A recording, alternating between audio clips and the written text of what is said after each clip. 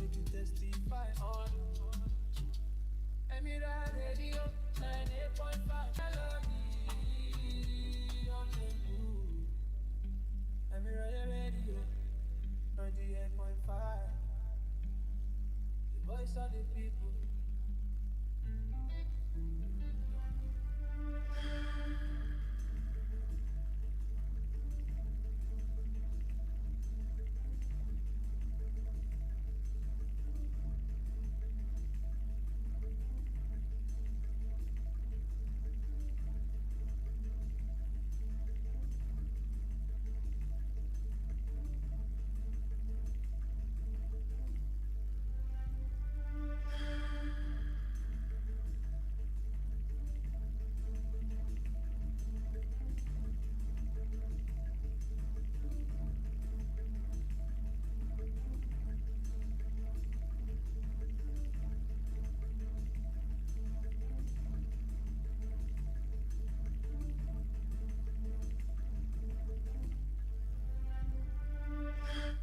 It's midday. This is Emirate Radio 98.5 FM Ilorin. This is the Global Hour read by Taofeeqoh Bello. Here are the highlights.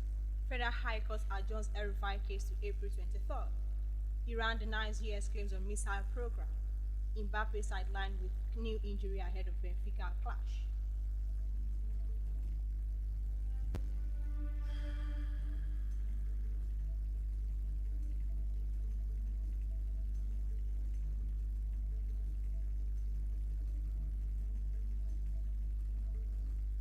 And now the news in full. The arraignment of former Kaduna State Governor Nasir El-Rufai at the Federal High Court in Abuja has been stalled due to his absence in court. Justice Joyce Abdul Malik adjourned the arraignment to April 23rd to allow the State Security Service to produce El-Rufai in court. El-Rufai's defense counsel requested bail in his absence today, but the prosecution opposed the motion. Justice Abdul Malik ruled that a bail application cannot be considered before arraignment, adding that El-Rufai remains in the custody of the Independent Corrupt Practices and Other Related Offences Commission (ICPC), and it is not yet clear when he will be released. El-Rufai faces a three-count charge filed by the federal government alleging he unlawfully intercepted the phone communication of the National Security Advisor, Nuhu Ribadu. The charges include failing to report unlawful interception by others and using technical equipment in a manner that endangered public safety and national security, in violation of the Cyber Crimes Amendment Act 2024 and Nigerian Communication Act 2003.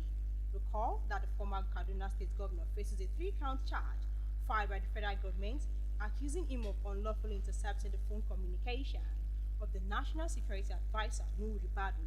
In a related case, El-Rufai has filed a 1 billion naira fundamental rights suit against the Independent Corrupt Practices and Other Related Offences Commission (ICPC), challenging the legality of a February 4 search of his Abuja residence. He argues the warrant is unconstitutional due to lack of specificity, drafting errors, ambiguity, and absence of probable cause.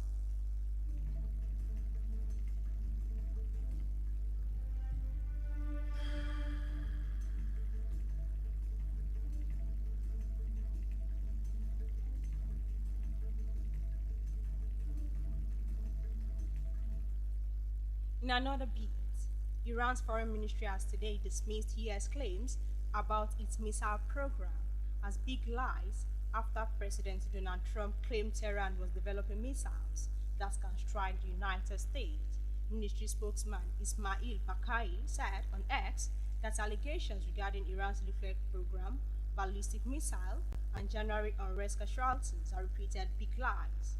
He did not clarify which claims he meant, though Trump had earlier stated that Iran was pursuing missiles capable of hitting the US. President Trump, during his State of the Union speech, reiterated that Iran would never be allowed to build a nuclear weapon, saying that Tehran's leaders were at this moment again pursuing their sinister nuclear ambition. The US president also claimed that Iranian authorities killed 32,000 people during a wave of protests that began in December and peaked on January 8 and 9. Iranian officials, however, acknowledged over 3,000 deaths attributing the violence to terrorist acts they say were fueled by the United States and Israel.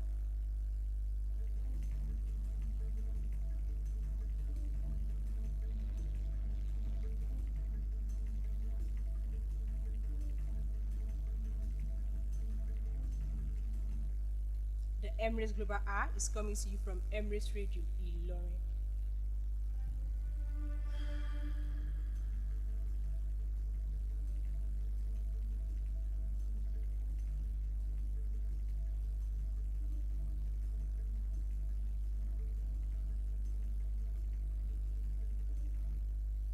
You're welcome back. Indian Prime Minister Narendra Modi arrived in Israel today for a two-day visit aimed at strengthening security, economic and technological ties between the two countries. Prime Minister Modi is scheduled to meet Israeli Prime Minister Benjamin Netanyahu and President Isaac Herzog and deliver a speech to the Israeli parliament on Wednesday evening. India is Israel's second largest trading partner in Asia, with bilateral trade valued at $3.62 billion in the 2025 fiscal year. Modi first visited Israel in 2017, becoming India's first prime minister to do so, with Netanyahu visiting India the following year. Modi's engagement signals a shift in India's foreign policy, which has historically supported the Palestinians. Following the October 7, 2023 Hamas attack, Modi quickly expressed solidarity with Israel, though India has also joined over 100 countries in condemning Israel's recent measures in the West Bank that limits Palestinian Authority powers.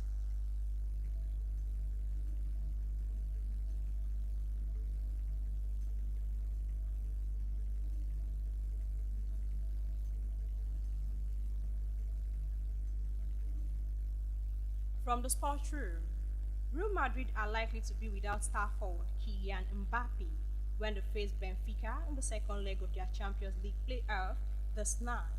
The French striker reportedly picked up a knee problem during Tuesday's training season, forcing him to leave early due to repeated complaints of pain in his left leg.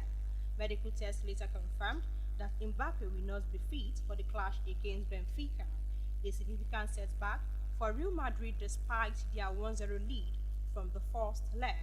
The absence of the 27-year-old who forced coach Alvaro Arbeloa to adjust his attacking lineup. The injury represents a major blow to Madrid's Champions League ambition, as Mbappe has been a key player in their campaign this season. Fans and analysts are now speculating on possible replacements and tactical changes ahead of the important time. It remains unclear how long Mbappe will be sidelined, with club officials yet to provide a definitive timeline for his recovery. Real Madrid will have to rely on their squad depth to maintain their advantage against Benfica in the second leg.